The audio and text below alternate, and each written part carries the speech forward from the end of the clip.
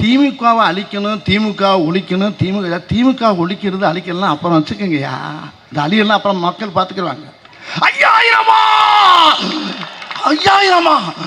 5000 போட்டாங்களா? ஏன்டா ஏன்?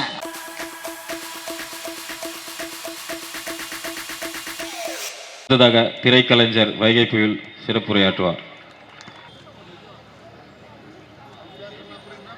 பேச பேச நான் தண்ணி குச்சிக்கிருந்தேங்க. அங்கே 2 பால் காலியாச்சு. என்ன பூரா ஒரே சவுண்டு பார்ட்டியாக இருக்கீங்க. என்ன அவர் நாசர்னே பேச மாட்டேன் அவர் பெரிய பெரிய பட்டிமன்றமே எழுதி போயிட்டார். இந்தம்மா என் தங்கச்சி பர்வீன் சுல்தான் அப்பா அடம்பளை பெஞ்சு ஓஞ்ச மாதிரி. என்ன பேச்சு, என்ன ஆற்றல், என்ன அறிவு. எல்லாருக்கும் என்னுடைய முதல்ல வணக்கத்தை சொல்லிக்கிறேன். மேடையில் இருக்க பெரிய பெரிய ஜாம்பவான், அருமை அண்ணன், அறநிலைத்துறையுடைய அமைச்சர், என்னுடைய 6 உயிர், என் உயிரின் உயிர், என் அன்பு அண்ணன் தமிழக முதலமைச்சரின் செல்ல பிள்ளை. அவருக்காக எந்த நேரத்துலையும் எந்த தூங்குறாரா இல்லையா, நான் கூட ஃபோனில் கேட்டேன், தூங்குறியா இல்லையானே நீ? ஏனே எங்கே போனாலும் எல்லா மீட்டிங்லையும் நிற்கிறிய, என்ன நடக்குது? படுக்கிற எல்லாம் தூங்கிக்கிட்டே நடக்கிறியா? இப்படிலாம் கேட்டேன் அவர்கிட்ட. அவ்வளோ அருமையான கடுமையான உழைப்பாளி அண்ணன் சேகர்பாபு அண்ணனுக்கு வணக்கத்தை சொல்லிக்கிறேன். அடுத்து என்னுடைய நடிகர் சங்க தலைவர், என் பாசத்துக்குரிய அன்பு அண்ணன் நாசர் அவர்களுக்கு என் நெஞ்சார்ந்த நன்றியை நான் போல வாங்கிக்கிறேன். இன்றைக்கி அவர் இல்லை நடிகர் சங்கத்தை நாங்கள் படுற பாடு பெரிய பாடாக இருக்கோம். இன்றைக்கி அந்தளவுக்கு அவர் எங்களுக்கு அவ்வளோ ஒரு நடிகர் சங்கத்தை ஒரு பெரிய வழிகாட்டியாக இருக்கார். ஒரு இங்கே இருக்க கழகத்துடைய வீரர்களுக்கும் மேடையில் இருக்கக்கூடிய அத்தனை ஜாம்பவானுக்கும், என்னுடைய அன்பு தங்கை உயிர் தப்பி வந்த மேயர் பிரியா, என்ன ஒரு தீர்க்காய்ச்சா, எந்த மரணமும் அவங்ககிட்ட வராது. அந்த செய்தியை பார்த்து நான் கொஞ்சம் கையாலெலாம் ஆடி போயிட்டேன். கடைசியில் ஒன்றும் இல்லை, வண்டிக்கு தான் சேரம்னா, வண்டி தான் சேதமாகும், நம்மளுக்கெல்லாம் ஒன்றும் ஆகாது. அது மாதிரி இன்றைக்கி ஒரு பெரிய சந்தோஷமான நாள். 234 தொகுதியிலையும் முதல் தொகுதியான என்னுடைய தலைவன் தமிழக முதலமைச்சர் ஐயா ஸ்டாலின் ஐயா அவருடைய தொகுதியில் இன்றைக்கி நான் பேசுகிறது எனக்கு ரொம்ப பெருமையாக இருக்குது, ரொம்ப சந்தோஷமாக இருக்குது. அவருடைய தொகுதி ஒரு மிகப்பெரிய தொகுதி. ஆனால் இங்கே இருக்க அத்தனை, அதாவது உங்களை தான் பார்க்கும்போது ரொம்ப பெருமையாக இருக்குது, ரொம்ப சந்தோஷமாக இருக்குது. இந்த தொகுதியில் பேசுகிறது ரொம்ப பெருமையாக இருக்குது. அவருக்கு 73வது பிறந்தநாள். அது ரொம்ப தப்புன்னு நினைக்கிறேன். அப்படியே பிரட்டி போட்டோம்னா நல்லா இருக்கும்ல. பாருங்கள், 37வது பிறந்தநாள்னு வச்சுக்கிறோமே. ஏன்னா அவருடைய செயல்பாடுகள் பூரா அப்படித்தான். என்னுடைய சகோதரி பர்வீன் சுல்தான் சொன்ன மாதிரி, இப்படி ஒரு தலைவர், இப்படி ஒரு முதலமைச்சர் நம்ம தமிழ்நாட்டுக்கு கிடைக்கிறது ரொம்ப கஷ்டம். இப்போ கொஞ்ச நாளில் 2-3 நாளில் கொஞ்சம் லேசாக பீதியை கிளப்பிட்டாங்க. யாருக்குமே சோறு கிடைக்காதாம்னுட்டாங்க. எனக்கு தூக்கம் இல்லை.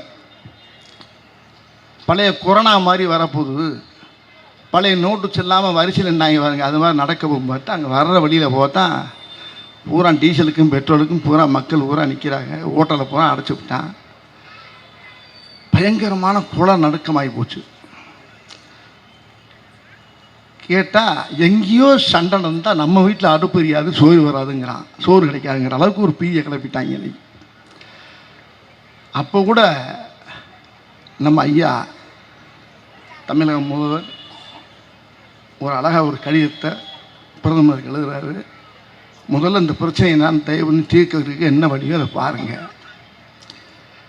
அவர் சொன்னார், ஆனால் அந்த கட்சியில் கூட்டணி யாராச்சும் குரல் கொடுத்தாங்களா? ஒரு ஆள் கூட குரல் கொடுக்கல. திமுகவை அழிக்கணும், திமுக ஒழிக்கணும், திமுக ஒழிக்கிறது அழிக்கலாம் அப்புறம் வச்சுக்கோங்கய்யா. இந்த அழியெல்லாம் அப்புறம் மக்கள் பார்த்துக்கிறாங்க.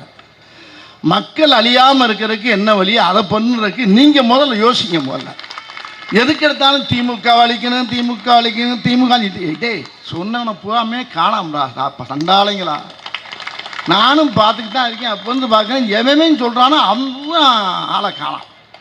எங்கே இருக்காங்கன்னு தெரிய மாட்டேங்குது. நான் ரொம்ப விலாவரியாக பேசுறது வெறி சிக்கலாகி போவோம், அது வேண்டாம். நான் ரொம்ப டீப்பாக உள்ளே போக விரும்பலை. நானும் பார்த்துக்கிட்டு தான் இருக்கேன். திமுக அழிக்கணும், எப்படிடா முடியும் அழிக்கிறதுக்கு? எப்படி முடியும்? அது தஞ்சாவூர் கோபுரம் மாதிரி நிற்கிது, பெரிய வரலாற்று படைச்சு போய் நிற்கிது. திமுகங்கிறது ஒரு சாதாரண சாம்ராஜ்யமாக அது. அதை பற்றி சொல்கிறதுக்கு நிறைய விஷயங்கள் இருக்குது. அந்த மாதிரி சொல்கிறதுக்கு எந்த கட்சியிலையும் எந்த விஷயமும் கிடையாது. என்ன இருக்கு? ஒன்றுமே சரி கிடையாது. இப்போ இடையில ஒரு சம்பவம் நடந்துச்சுங்க. திடீர்னு எல்லாருடைய அக்கௌண்ட்லேயும் ஒரு 5000 ரூபா போட்டார். மக்களுக்கெல்லாம் வந்து இன்ப அதிர்ச்சி. இந்த திமுக அழியணும் சொன்னான் பாருங்க, அவன் நல்லா அசந்து தூங்கி இருந்தவனுக்கு காதில் போய் யாராவது சொல்லிட்டாங்க, 5000 5000 போட்டாங்களா? ஏன்டா? ஏன்? மக்கள் சந்தோஷமா அவங்க இன்ப அதிர்ச்சியோட இருக்கா. இவன் அதில் அந்த அதிர்ச்சியில் திமுக அழியன்னு சொன்னேன், அதில் பாதி பேர் செத்து போயிட்டாங்கன்னா அந்த நியூஸே வெளியே வரல. இன்னும் அவன் பாட்டுக்கு இஷ்டத்துக்கு இருந்தா 5000 போட்டு விட்டான் தான். இதுக்கு இது என்ன பிரமாதம்? இதை விட இன்னும் நிறைய இருக்குடி மாப்பிள்ளை, இன்னும் நிறைய இருக்கு. இன்னும் எக்கச்சக்கமான விஷயம் பண்ண போகிறார். அவர் சாதாரண ஆள் நினச்சிக்கிட்டு இருக்காங்க எல்லாரும். தமிழக முதல்வரை ஐயா ஸ்டாலின் அவர்கள் வந்து அப்படியே சாதாரணமாக தான் இருக்காரு, இன்னும் நினைக்கிறாரு. கிடையாது, நீங்கள் என்ன வேணாலும் பேசு, என்ன வேணாலும். ஏன்னா பேச வேண்டிய வசனத்தை பூரா மேடையெல்லாம் பேசினே ஆகணும், பேசிக்கிட்டே இரு. ஆனால் செயல்பாடுகள் இருக்க ஒரே ஒரு கட்சி திமுக தான். இந்த தமிழ்நாட்டில் தங்கச்சி சகோதரி சொன்ன மாதிரி, தமிழ்நாட்டில் இந்த கட்சியை விட்டால் வேற எந்த கட்சிக்கும் இந்த பவர் கிடையாது. ஒரே ஒரு விஷயத்தை மட்டும் நல்லா சொல்லிடுறேங்க. நான் ஒரு விஷயத்த சொல்லிடுறேன். நீங்கள் நம்ம ஆட்சி திமுக ஆட்சி இது இல்லாமல் கொஞ்ச நேரம் கற்பனை பண்ணி பாருங்களேன், தமிழ்நாடே அழிஞ்சிடும். நம்ம கட்சி இல்லைன்னா இதுக்கு ஈக்குவலாக இந்த நாட்டில் ஆள்றதுக்கு தமிழ்நாட்டில் யாருமே கிடையாது. வேற யார் வந்தாலும் அன்றைக்கி தலைவர் சொன்னார் பாருங்க, ஒரு வார்த்தை அருமையாக சொன்னார்.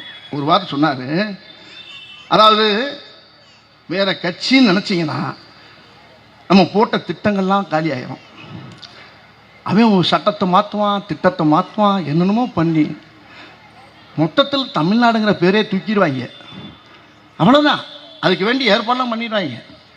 ஏன்னா தட்டி கேட்கறதுக்கு அந்த சைடில் எங்கேயுமே யாருமே இல்லை, நம்ம கட்சியை தவிர. எந்த நெருக்கடியும் சந்திக்கக்கூடிய ஒரே ஒரு தலைவன் தமிழ்நாட்டில் முதல்வர் ஐயா ஸ்டாலின் அவர் தான். எந்த நெருக்கடியும் எந்தனையும் சந்திக்கக்கூடிய அளவுக்கு அவருக்கு தைரியமும் தன்னம்பிக்கையும் அவர் இருக்குது.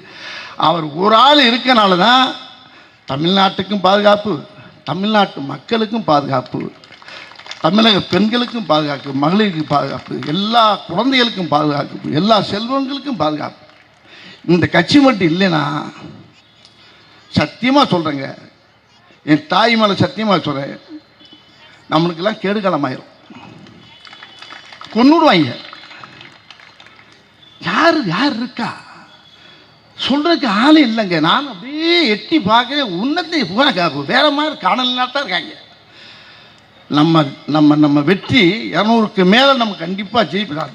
தங்கச்சி சொன்னாங்க பாருங்க, பரிவின் சுல்தான் அருமையாக சொன்னாங்க, 200 தொகுதிக்கு மேலே நம்ம 200ங்கிறது லட்சியம், நிச்சயம் 200க்கு மேலே இப்போ ஜெயிக்க போகிறது லட்சியம்.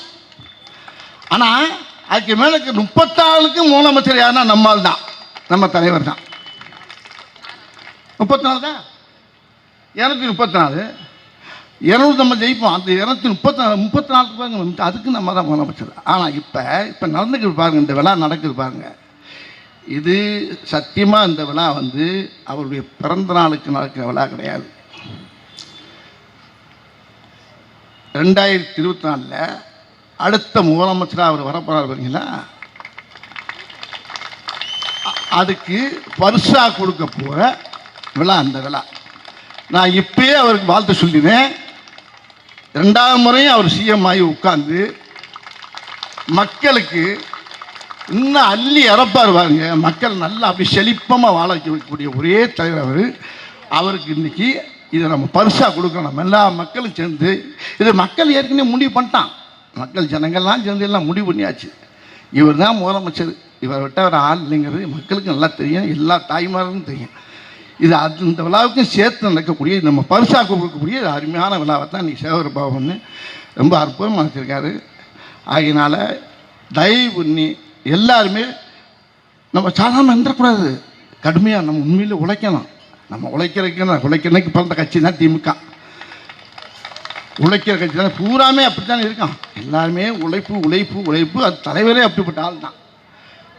ஆகையினால இது ஒரு பெரிய மாபெரும் விழா. இந்த விழாவில் நம்ம கலந்துக்கிறது அவர் ஜெயிச்சதுனால நடக்கக்கூடிய வெற்றி விழாவாக நான் நினைக்கிறேன். அவர் இந்த முறையுமே கடமையாக பெரிய வித்தியாசங்கள் ஜெயிச்சு மக்களுக்கு ரொம்ப நல்ல செய்வார். ஆகினால அவர் தீர்க்க ஆயுஷா கையால் சோகத்தோடு நல்லா இருந்து மக்களுக்கு நல்லா செய்யணுங்கிறத நம்ம எல்லாருமா சேர்ந்து பிரார்த்தனை பண்ணிக்கிறோம். ஆயுஷோடு இருக்கணும். அவர் அன்னைக்கு சொன்ன பார்த்தீங்கன்னா இதே மேடையில் அன்றைக்கி சொன்னேன். போன வருஷம் மார்ச்சில் இதே அண்ணன் வச்சுக்கிட்டு நான் சொன்ன வரி தான். ஏன்னா அந்த வரியை திருப்பி இன்றைக்கி பாடுறேன்னு நினைக்காதீங்க, அதே வரி தான். ஒரு பாட்டில் சொன்ன பாட்டு தான். முதலமைச்சர் நம்மளை பார்த்து பாடுறாரு, நம்ம கழக பிள்ளைகளை பார்த்து முதலமைச்சர் பாடுறாரு. அதே வரியை நான் ஒரு 4 வரியை மறுபடியும் பாடி உங்களுக்கு ஞாபகப்படுத்துகிறேன்.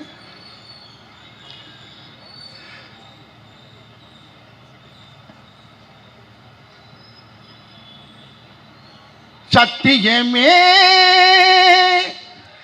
லட்சியமாய் கொள்ளடா, தலை நிமிர்ந்து உன்னை மறந்து செல்லடா. சத்தியமே லட்சியமாய் கொள்ளடா, தலை நிமிர்ந்து உன்னை மறந்து செல்லடா.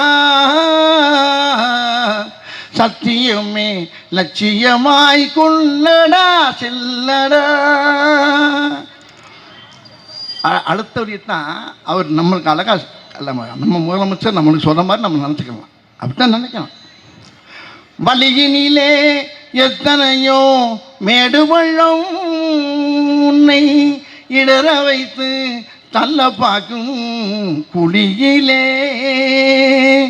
வழியினிலே எத்தனையோ மேடு பள்ளம் உன்னை இடற வைத்து தள்ள பார்க்கும் குழியிலே. அத்தனையும் தாண்டி காலை முன்வையடா,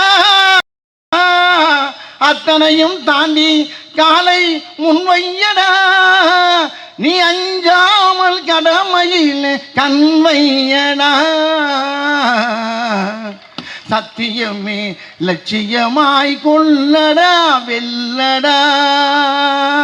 இதுதான், இதை நான் சொல்லலை, நம்ம ஐயா தமிழக முதலமைச்சர் நம்மளுக்கு சொல்கிறாரு. நம்ம கட்சி தொண்டர்களுக்கு கழக உறுப்பு பிள்ளைகளுக்கு சொல்கிற மாதிரி நீங்கள் நினச்சிக்கிட்டு இந்த எலெக்ஷனை நம்ம கடுமையாக உழைச்சி பெரிய வெற்றி அவருக்கு கையில் கொடுத்து மக்களுக்கு நல்ல செய்கிற அளவுக்கு அவருக்கு ஆண்ட ஆயுசையும் கொடுத்து பெரிய வெற்றியை நம்ம தரக்கு பாடணும்னு சொல்லி எனக்கு பேச வாய்ப்பு தனக்கு எல்லோருக்கும் நன்றியை தெரிவித்து விடைபெறுகிறேன்.